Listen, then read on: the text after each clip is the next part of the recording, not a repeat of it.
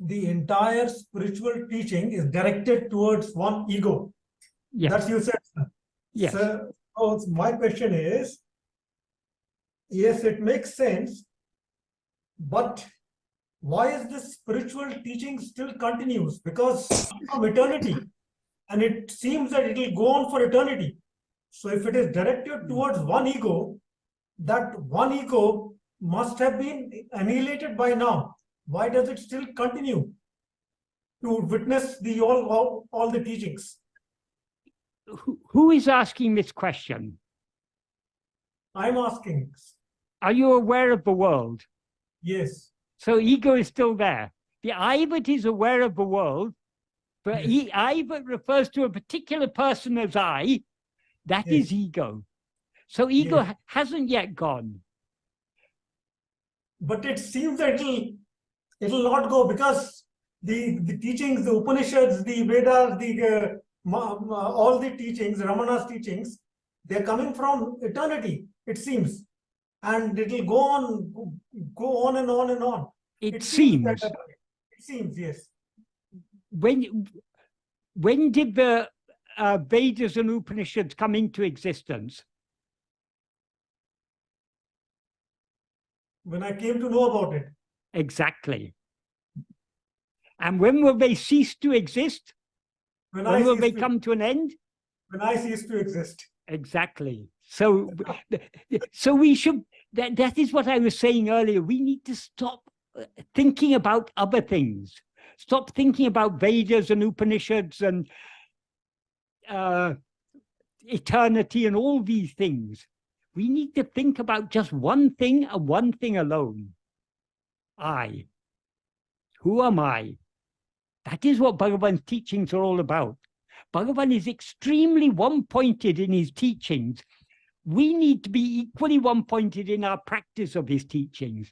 Otherwise, we're not really following his teachings. So the implication is that Bhagavan is so compassionate that he is giving us teachings all for one ego.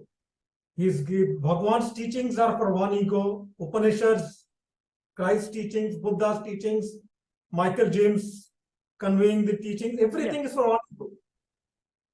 They're all for you only. Yeah, that's what I'm saying. That's for me only. But to use a technical term here, one ego. It could be you and anybody, but it's from my perspective, it's me only. So the compassion is so great, the Bhagavan's compassion, that he is bombarding us from all areas.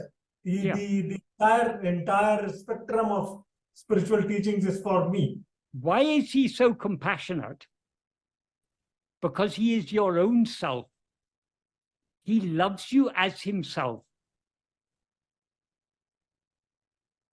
He doesn't see you as Sanjay. He sees you as himself, as I am. So if we want to love him, we need to see ourselves as he sees us, namely as I am. And only when we see ourselves as the pure I am will we see him as he actually is, because he is that pure I am. We need to be unifocused on ourselves. That's the entire teaching. Exactly, exactly. The entire focus should be on I, nothing else. Yes. We need to be one-pointedly focused on the one thing that actually exists, namely I am.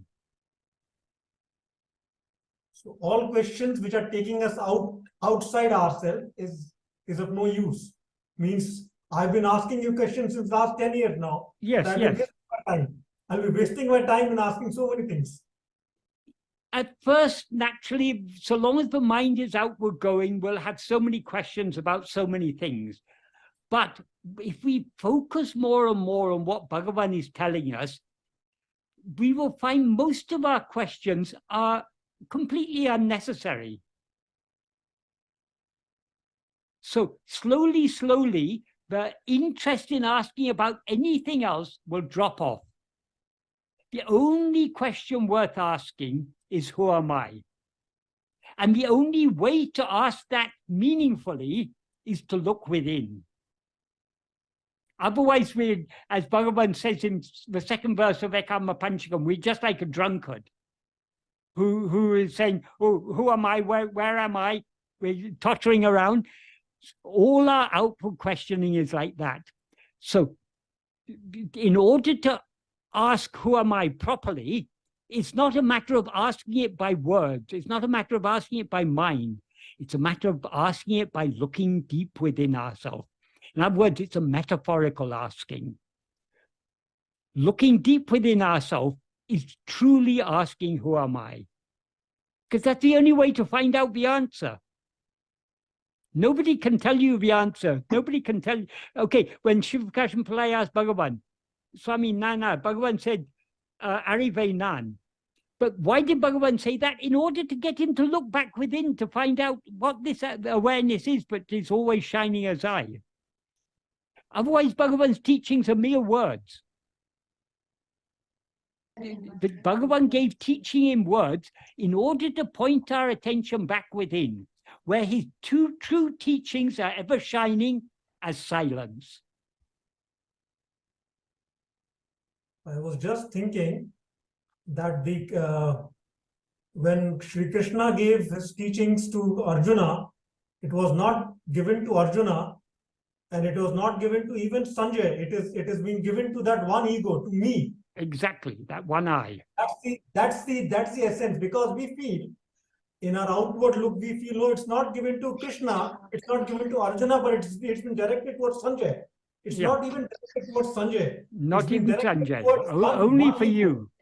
Only for me, and like me is not Sanjay. Yes. Got it, sir. I've taken too much of your time, sir. No problem.